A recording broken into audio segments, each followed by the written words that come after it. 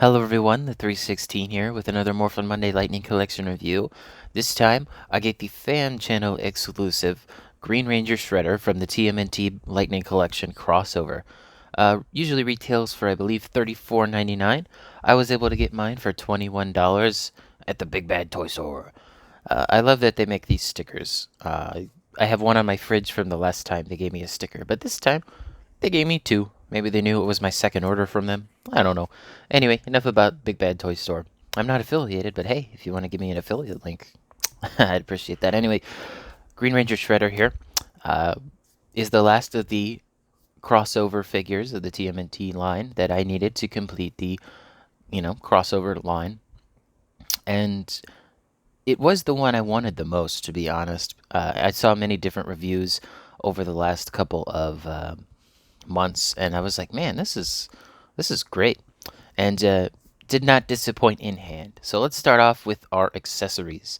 So accessory wise, I'm just going to take one of these off. He comes with a left and right open hand out of the package on the figure. There you go. One odd thing about this is that they didn't paint the underside where the hand is. I mean, it doesn't really bug me per se. I know it bugs some people, but you can see that that strap should be, gold or brown or some other color. It's not part of his hand. It does look a bit strange, but not too bad. And then next you got fisted hand for each side. It's basically just a mirrored version. So I'd show you the other one, but that's already on the figure. And then this figure comes with two of this effect piece that very nicely just inserts into the claw. And there you go. And it could look like he's slashing upward to the side. I do appreciate that. It is the exact same effect piece. It's not mirrored. I did double check. I'm going to leave the other one on the figure, though. Before we look at the figure, let's take a look at the box. I want to point the box out real quick. So on the back of the box, you can see that his helmet here, it's all green on the top, whereas on the figure here, it's got some silver on the top. So that is incorrect. Next up, the knees. The knees here, you can see those are a very nice gold on a green piece of plastic because that all is one color. Here, they're like, nah, it's all green, but then the knee pads are this ugly color that is kind of like a creamish yellow. Kind of reminds me of like a coffee color, like a coffee creamer. On the back here, I just used this marker here just to see how nice the golds would match up. And this gold is a little darker. I just used a Sharpie, but it does not seem to what's the word I'm looking for here? Come off with the touch of it. Back to the box before I forget. It's pretty much the exact same box art as the rest of the line there. There's the side art as well. One last thing though about this art. They did put Mighty Morphin up here instead of Boom Studios. Very, very nice artwork. As you can see, though, his neck here is a, skin color, whereas on the figure it's actually silver. It's hard to see because I put the cape joint point up in there so that his dragon shield would be better. Also, his dragon shield is painted black on here, whereas is it painted on the render? No, it's not painted on the render. Okay. This box also, it's not as big as a deluxe size box. It's more square than it is rectangular because there's not really a lot with this figure. There's, 4 accessories. If you count duplicate set of hands, that's 6, but otherwise pretty good. Hey, you can see my microphone in there. Not going to see my face though. Haha, there's your legalese too. Alright, that's enough of the box. Let's actually get to the figure itself, and I am very impressed with this. Now on camera, because of my lighting setup, his helmet may look a little darker. Also, if you notice, it wiggles a lot. Well, in trying to adjust his cloth fabric cape here, because the dragon shield was sitting up like this, I was able to fix that. I tried to take the head off, and this is what happened. Whoop! It looks so weird, doesn't it? So, from what happened here, this isn't supposed to happen, but you can see at the top of the helmet in the front here, there's a little circular area where glue, there was a hole drilled so that glue can go in and, make sure that it's a nice solid bond with this piece. They didn't do that for the top of this head, though. As you can see, it's just glue. There's no hole there. And yeah, he's got a kind of weird looking non-helmeted head.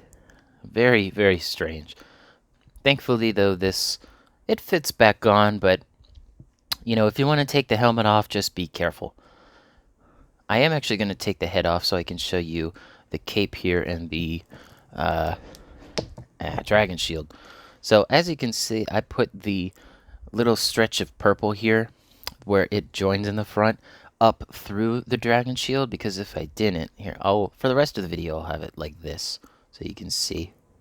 If you push that down in there, you can see that the dragon shield rides up way higher, and it does not look nearly as good. What is nice is that this does attach to the back through a hole. You can't see it, of course, because the cape's in the way, but you can see when I pull on the cape, it doesn't want to come out. They actually cut a hole in the cape so that the peg from this can go through into there. Another nice thing is, I'll get him in here first, but the foot soldier, they actually use the same peg connector. So if you wanted to, you could put this peg into this port. It's not bigger, it's not smaller either. It's actually the appropriate size. Again, though, the dragon shield is bigger, given this is a giant figure, so it would look a little out of place. Also, it is a little different to the Green Ranger dragon shield that they did before. You know what? This is bugging me. I'm putting the cape back up how I had it earlier. It just, it sits better. That's why I do it. It does look a little weird, though, and I know some people might have a problem with that purple bit sticking out, but I thought I'd at least let you know that it is an option if you really wanted to do it. Either way, I am going to go ahead and rotate the head so you can see it does move all the way. And because I was able to put the dragon shield down, he can actually get more range of movement out of his head. Alright, let's look at the cape. This is only the third figure in the line that has a cloth good, because we had Rita, then we had a Disguise Andros, now we have this guy. And it is a very nice cape. It's not a bendy wire, but it is stitched very nicely. On the back here, it is stitched towards the top to make some pleats. And then on the bottom, it is a bit ragged. And there are a few holes that is, by design, it is intended. Stitching on mine here isn't as nice on this side. Oh well. But very nice cape, and you can, pull it back if you wanted to and lay it in different positions if you really wanted to. I like to keep mine like over the shoulder on one side. But here it is pulled all the way back. So you can see that actually does have shoulder pads. The problem with these, though, is that unlike other figures that have shoulder pads, the way that they made these is that it's going to be difficult to see. Well, you can't see it, but there's a cutout at the top of the shoulder for this armor piece. But when you try to, twist the armor piece wants to come too. But because there's a cutout specifically designed for this part does not want to move. So you gotta push that up, and then if you wanted to twist the arm, as you can see, I'm having a real tough time trying to twist it without twisting the shoulder pad. It's that annoying. I do wish they did it kind of like, well, since I have him on hand, the Extremis Iron Man, where it's actually attached to the shoulder rather than the shoulder joint. But, he still has full range of movement in here.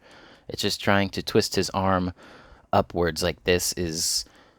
While you can do it, I don't recommend it because it rubs against the shoulder pad and it might break it. So I'm doing this for your benefit. Otherwise, I haven't noticed any other articulation issues with this figure, just in the shoulder, which is a design problem. Mine does have a loose upper knee on this side, but it's not too bad. I can live with a loose knee. Does have the dragon coin on his power morpher. Yes, he does actually morph in the comics. It's very surprising to me. Basically, he's like, give me the power coin, and then he just morphs. Yeah. Anyway, enough of that.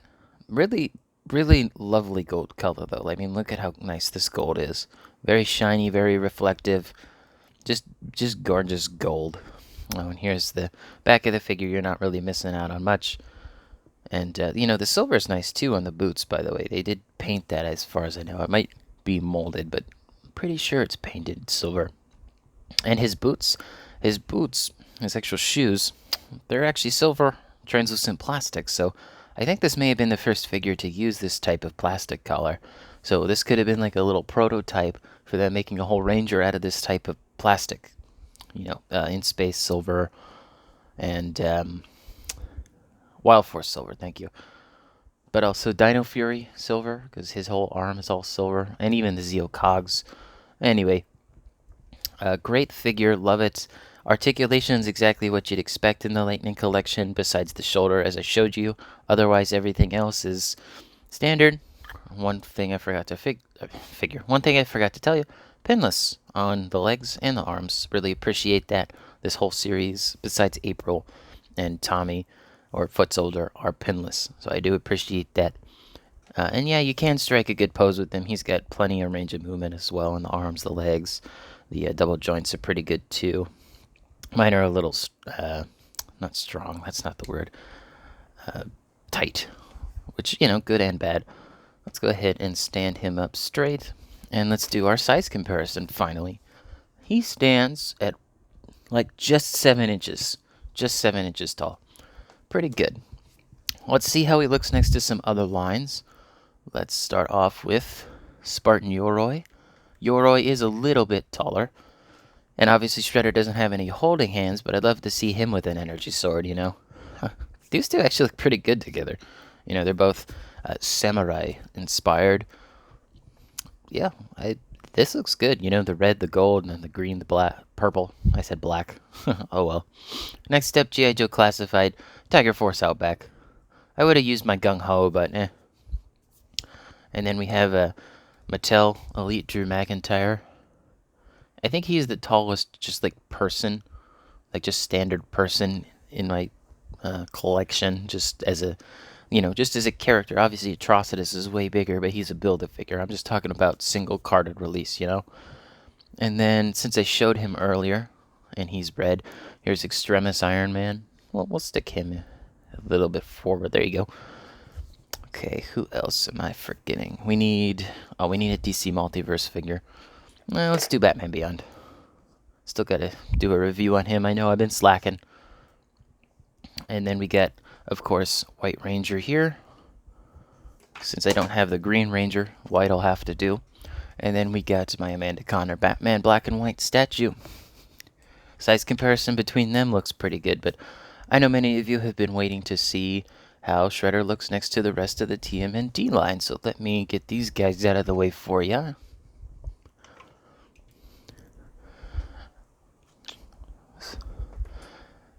Basically, all the figures I still got to review, I put on the left, and ones I've already done a review, I put them on the right, in case you want to know my process. At some point, I'd like to be able to just have like a little shelf built so I could just bring them all down at once. But anyway, one last figure comparison. Speaking of crossovers, the only other crossover I have besides TMNT is Cobra Kai. Here's Daniel LaRusso. So who you got, Daniel or Shredder? Personally, Shredder would, destroy Daniel, in my opinion. But, again, it's all up to opinion. Let me know what you think. Alright, so let's see how he looks next to the rest of the TMNT line. We have here ourselves just the Foot Clan. Tommy, if you wanted it, or just a regular Foot Clan member. And then let's go in order that I got these figures then. So we got yellow and pink. There's yellow, you stay. And then pink, I'll position her up front. There we go. And then we got blue. Oh, I already did it out of order. Oh well, it doesn't matter really. And then let's get Raph in there. Let's make them a little bit closer together. And then we got Donnie. We'll stick him right there. So yeah, there's all 7 of these figures.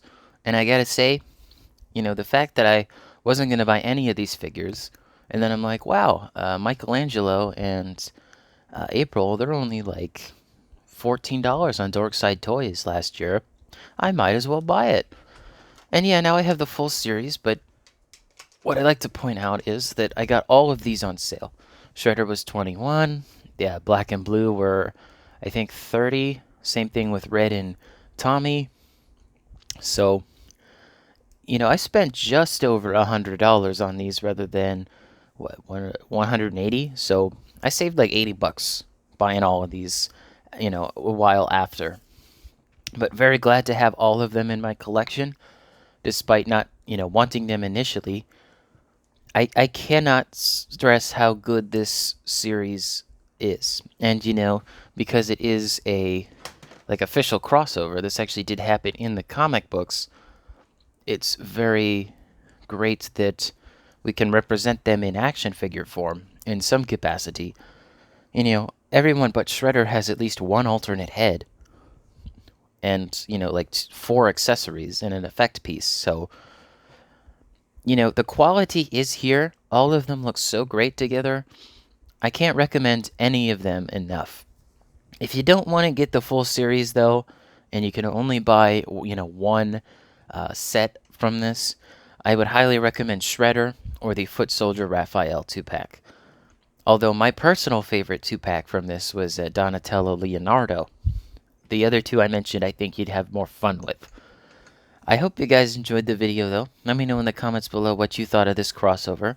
I'd love to be able to get more Foot Soldiers, but, have to find the right price for that, and I'd rather get newer releases. Don't forget to leave a like on the video, subscribe, hit the bell. Everything helps the channel out a lot. And what would Mikey say? Radical, dude. Peace.